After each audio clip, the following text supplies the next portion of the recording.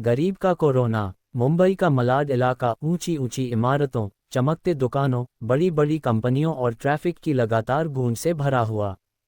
पर इन्हीं इमारतों की दीवारों के ठीक पीछे कंकड़ों के बीच बनी झोपड़ियों में एक और दुनिया रहती थी, किसी भी तरह पेट पालने वाली, रोज कमाने खाने वाली, आज का खाना आज ही कमाना है वाली दुनिया।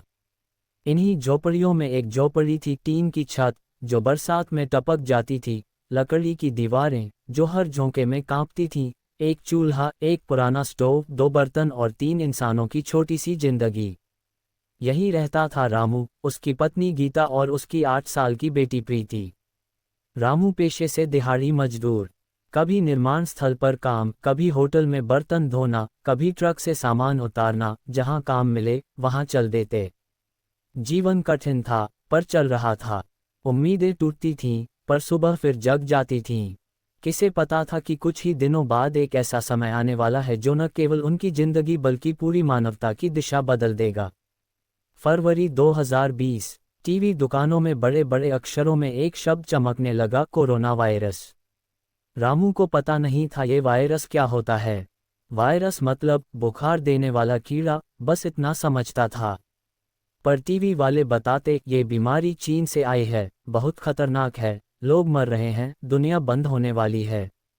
रामू हंस दिया। अरे, दुनिया कभी बंद हुई है क्या?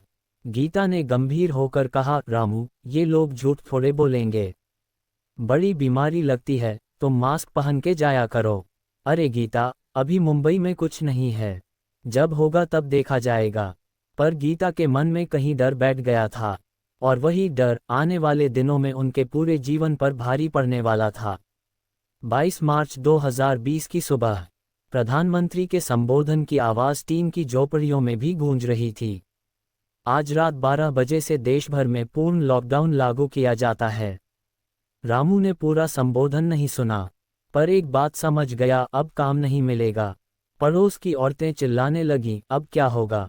खाने का इंतजाम कैसे होगा? पैसा नहीं है हाथ में, मालिक तो सैलरी भी नहीं देंगे। रामू के दिल में जैसे कोई भारी पत्थर बैठ गया। उसने अपनी जेब टटोली, 345 रुपये, बस इतने में कितने दिन चलता उनका घर? 3 दिन, 5 दिन। उस रात पहली बार रामू को नींद नहीं आई। गीता पूरी रात फटी छत से दिखते आसमान की तरफ देखती रही। लॉकडाउन का पहला हफ्ता किसी चमत्कार की तरह बीता। कुछ एनजीओ आकर खाना बांट गए, सरकार की तरफ से चावल गेहूं मिला, पड़ोस वाले थोड़े बहुत पैसे दे गए। पर दूसरे हफ्ते से असली भूख ने अपना चेहरा दिखाना शुरू किया। रामू सुबह उठता, बाहर निकलता, चारों ओर सन्नाटा पाता। ना कोई ठेला, ना कोई दुकान, ना कोई मजदूर, ना कोई ट्रक। और यही सन्नाटा उसके पेट को सबसे ज्यादा डराता था। एक दिन उन्होंने दोपहर का खाना नहीं खाया, दूसरे दिन शाम का भी नहीं। प्रीति ने तीसरे दिन कहा, माँ भूख लग रही है। गीता ने उसका सिर सहलाया, बेटा अभी खाना बन रहा है। पर असल में चूल्हे पर सिर्फ पानी उबल रहा था। कभी कभी सिर्फ उबलता पानी भी मन को तसल्ली देता है कि कुछ तो पक रहा है। रात में रामू ने गीता से कहा, मैं कल बाहर जाऊंगा, कुछ ना कुछ लेकर आऊंगा। चोरी तो करूंगा नहीं, पर भीख मांग लूंगा। बेटी को भूखा नहीं रख सकता। गीता का दिल टूट गया। पति को भीख मांगने की बात करते उसने पहली बार सुना था और आखिरी बार सुनना चाहती थी। अचानक पूरे देश में एक और अफरा तफरी मची, लोग अपने अपने गांव लौटने लगे। रामू भी लौटना चाहता था, अपने गांव पटना के पास वाले छोटे से कस्बे में। कम से कम वहां कोई हमें 2 रोटी दे देगा, वह सोचता। पर ट्रेनें बंद, बसें बंद, सड़कें बंद, सब कुछ बंद। लाखों मजदूरों की तरह रामू के सामने भी एक ही रास्ता बचा, पैदल चलना। उसने एक छोटा सा झोला बनाया, 2 जोड़ी कपड़े, आधा किलो चना, एक बोतल पानी और प्रीति का छोटा सा गुलाबी खिलौना। गीता बोली, इतनी लंबी दूरी कैसे चलेंगे हम? रामू बोला, चलना ही पड़ेगा। मुंबई से निकलते ही धूप जैसे आग उगलने लगी। प्रीति 2 कदम चलती, 5 कदम रुक जाती। गीता की चप्पलें टूट गईं। रामू ने टेप से बांध दिया, फिर वह भी टूट गईं। अंत में वह नंगे पैर चलने लगी। हजारों लोग सड़क पर थे। किसी के पास बैग नहीं, किसी के पास पैसे नहीं, किसी के पास चप्पल नहीं। सिर्फ उम्मीद थी कि गांव पहुंचकर सब ठीक हो जाएगा। एक शाम जब सूरज ढल रहा था, प्रीति ने कहा, पापा थोड़ा पानी। रामू बोला, बेटा थोड़ा सा बचा है, बाद में पीना। प्रीति ने चुपचाप सिर हिला दिया। उसकी आंखों में थकान और विश्वास दोनों थे, विश्वास कि उसका पापा उसे कभी नहीं छोड़ेंगे। उस रात सड़क किनारे सोते हुए गीता रो पड़ी। क्यों इतने गरीब हैं हम रामू, क्यों? रामू के पास कोई जवाब नहीं था। वह आसमान की तरफ देख रहा था, जैसे किसी से पूछ रहा हो, हमने ऐसा क्या किया है। तीसरे दिन सुबह एक चमत्कार हुआ। एक खाली पड़ी प्राइवेट बस रुकी। ड्राइवर बोला, पैसे नहीं चाहिए, बैठ जाओ सब, जितना आगे छोड़ सकूंगा छोड़ दूंगा। लोग बस पर टूट पड़े, पर रामू ने अपनी बेटी को पहले चढ़ाया, फिर पत्नी को, खुद आखिर में चढ़ा। बस में लोग ठूस ठूस कर बैठे हुए थे। कोई दवा दे रहा था, कोई बांट रहा था चना। पसीना, भीड़, डर, सब कुछ एक साथ। ड्राइवर बोला, हम भी इंसान हैं दोस्तों, आप लोग ही हमारे शहर को चलाते थे, आज हमारी बारी है मदद करने की। रामू के आंखों में पहली बार उम्मीद की चमक दिखी। 4 दिन बाद वे गांव पहुंचे। गांव के लोग उन्हें देखकर चौंक गए। किसी ने कहा, अंदर मत आने दो, बाहर से आए हैं, बीमारी फैला देंगे। रामू को यह चोट लगी, पर दूसरे लोग बोले, अरे ये भी हमारे ही लोग हैं, चलिए आओ पहले पानी पियो। गांव की पंचायत ने निर्देश दिया, सब बाहर से आने वाले लोग 14 दिन क्वारंटीन में रहें। क्वारंटीन घर में बिजली नहीं थी, खटिया टूटी हुई थी, पर फिर भी यह मुंबई की सड़कों से बेहतर जगह लग रही थी। 14 दिनों तक उन्हें सिर्फ बाहर से खाना दिया जाता। लोग दूर से बात करते, पर प्रीति खुश थी, पापा यहाँ हवा साफ है। क्वारंटीन के बाद रामू ने काम तलाशा, पर गांव में काम ही कहाँ था। काम था तो सिर्फ खेतों में, पर वह काम कुछ ही दिनों तक मिलता। कोरोना के दौरान शहर से लौटे लोग इतने अधिक थे कि गांव में काम की कीमत भी गिर गई थी। कोई किसान 200 रुपये में 2 मजदूर लगा लेता, किसी को मुफ्त में भी मिल जाते।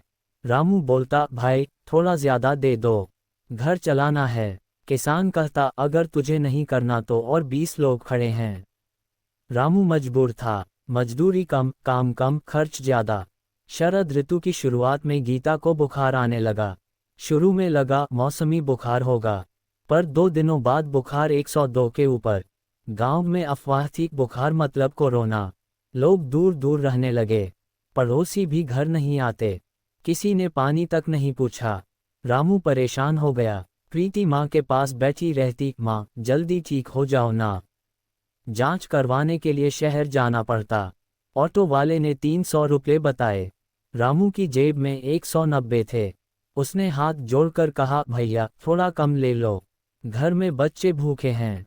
ऑटो वाला बोला, ठीक है भाई, आ जाओ। मानवता अभी भी बची हुई थी, गांव में भी, शहर में भी। जांच में कोरोना नहीं निकला, साधारण वायरल था। रामू की आंखों से राहत के आंसू निकल आए। धीरे धीरे हालात सुधारने लगे, पर रामू जान गया था, किसी शहर, किसी मालिक, किसी नौकरी पर भरोसा नहीं किया जा सकता। उसने सोचा, अपना कुछ करना चाहिए।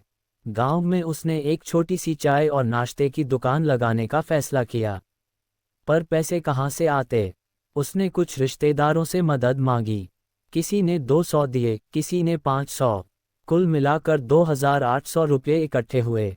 उसने दुकान बनाई, बांस की 4 खंभे, ऊपर तिरपाल, एक चूल्हा, कुछ स्टूल, एक चायपत्ती का डिब्बा, थोड़ा आटा। पहले दिन सिर्फ 17 ग्राहक आए, दूसरे दिन 25, एक हफ्ते बाद 50। लोग कहते, रामू की चाय में एक अलग ही बात है। रामू मुस्कुराता था, क्योंकि उसमें उसकी मेहनत, उसका दर्द और उसकी उम्मीद सब घुली होती थी। धीरे धीरे दुकान चलने लगी। प्रीति की पढ़ाई भी फिर शुरू हो गई। गीता भी दुकान में मदद करने लगी। उसे अब फिर से विश्वास होने लगा था कि भले ही कोरोना ने जिंदगी को तोड़ा, पर टूटने के बाद भी इंसान फिर खड़ा हो सकता है। एक दिन रामू दुकान बंद कर रहा था, तभी एक आदमी बोला, भाई मुंबई चलोगे? काम है। रामू ने मुस्कुराकर कहा, भैया अब मैं यहीं ठीक हूँ, अब मैं खुद मालिक हूँ। कोरोना ने सबका जीवन बदला। किसी से उसका परिवार छीन लिया, किसी से नौकरी, किसी से भविष्य। पर इसी महामारी ने ये भी सिखाया कि जीवन में सबसे बड़ा सहारा खुद इंसान ही होता है।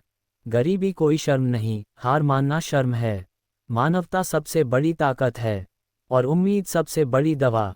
रामू आज भी अमीर नहीं है, पर वह गरीब भी नहीं है, क्योंकि उसके पास आत्मसम्मान है, मेहनत है, परिवार है और उम्मीद है, और यही असली दौलत है।